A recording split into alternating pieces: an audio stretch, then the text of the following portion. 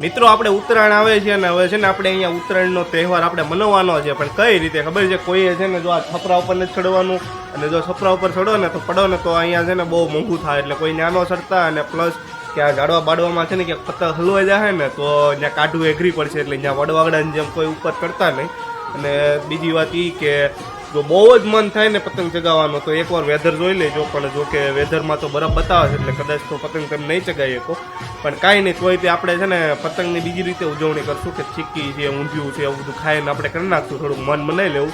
અને પછી નો મન માને, જો તમને એવું લાગતું જ હોય ખરેખર કે ઇન્ડિયા જવું જ પડશે એમ પતંગ ચગાવવા, તો ₹1,00,000ની ટિકિટ કરાવી નાખજો. પણ જો કે નહીં કરાવી શકો, કારણ કે ₹1,00,000 દઈને કોણ પતંગ ચગાવવા જાય?